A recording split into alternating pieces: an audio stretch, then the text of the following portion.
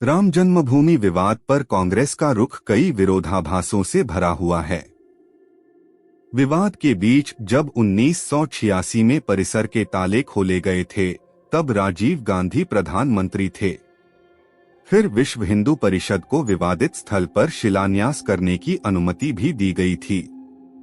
अयोध्या में राम मंदिर की प्राण प्रतिष्ठा को अब महज 11 दिन ही बचे हैं। 22 जनवरी को राम लला के आगमन के लिए राम नगरी में भव्य तैयारियां की जा रही हैं। पूरे अयोध्या में गलियों, चौराहों से लेकर दीवारों तक को आकर्षक आकृतियों से सुशोभित किया जा रहा है।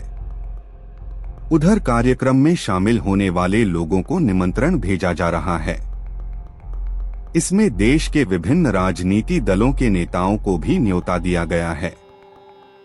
देश की सबसे पुरानी पार्टी कांग्रेस ने राम मंदिर प्राण प्रतिष्ठा में शामिल होने से इनकार कर दिया है।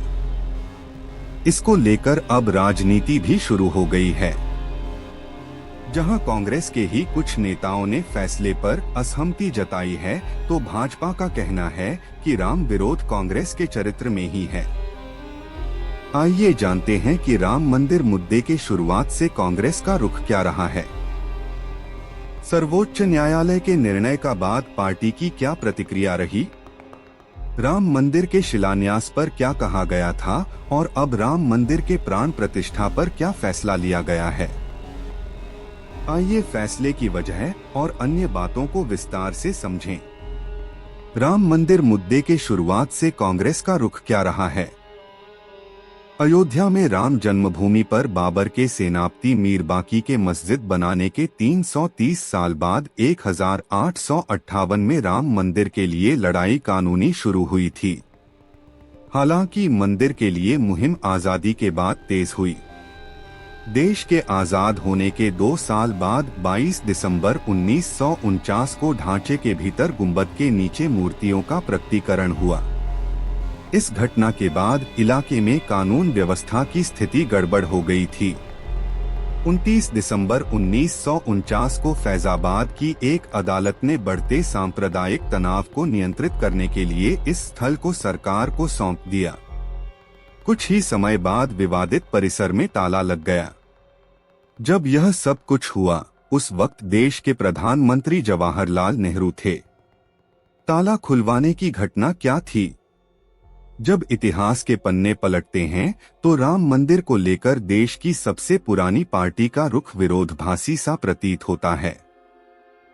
राम जन्मभूमि को लेकर लड़ी जा रही कानूनी लड़ाई को सबसे बड़ी हवा मिली पूर्व प्रधानमंत्री राजीव गांधी के कार्यकाल में। जब फरवरी 1986 में राजीव सरकार ने परिसर का ताला खुलवाया था। कहा जाता है कि केंद्र सरकार के कहने पर अयोध्या में स्थानीय प्रशासन के प्रतिनिधि व्यक्तिगत रूप से फैजाबाद में जिला न्यायालय के समक्ष उपस्थित हुए और मुख्य न्यायालय से ताला हटाने की बात कही। अंततः फरवरी 1986 में ताले खोले गए और परिसर में पुजारियों को पूजा पाठ की अनुमति दे दी गई। 1989 में राम मंदिर के शिलान्यास की अनुमति दी। नवंबर 1989 में एक अन्य फैसले में राजीव गांधी ने विश्व हिंदू परिषद को राम मंदिर के शिलान्यास की अनुमति दी। उस वक्त तत्कालीन गृह मंत्री बूटा सिंह को शिलान्यास में भाग लेने के लिए भेजा था। राजीव गांधी सरकार के फैसले के बाद मुस्लिम समुदाय ने कांग्रेस से दूरी बना ली। समुदाय के बड़े नेता जनता दल में शामिल हो गए, जिससे 2 बड़े राज्यों में कांग्रेस की करारी हार हुई। 1989 में अविभाजित उत्तर प्रदेश में तो 1990 में अविभाजित बिहार में कांग्रेस को हार का मुंह देखना पड़ा।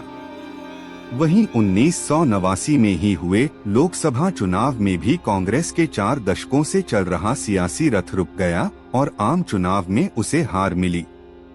1991 में भाजपा के विमर्शों को ध्यान में रखते हुए लोकसभा चुनावों के लिए कांग्रेस के घोषणा पत्र में राम मंदिर का उल्लेख किया गया। इसमें कहा गया कि पार्टी बाबरी मस्जिद को ध्वस्त किए बिना मंदिर के निर्माण के पक्ष में है। 1 साल बाद कारसेवकों ने विवादित ढांचा ढहा दिया और उस वक्त देश में पीवी नरसिम्हा राव के नेतृत्व वाली कांग्रेस सरकार थी। बाबरी ढांचा ध्वंस के समय कांग्रेस का रुख कैसा था? तारीख थी 6 दिसंबर 1992। इस दिन अयोध्या पहुंचे हजारों कारसेवकों ने विवादित ढांचा गिरा दिया। इसकी जगह इसी दिन शाम को अस्थायी मंदिर बनाकर पूजा अर्चना शुरू कर दी।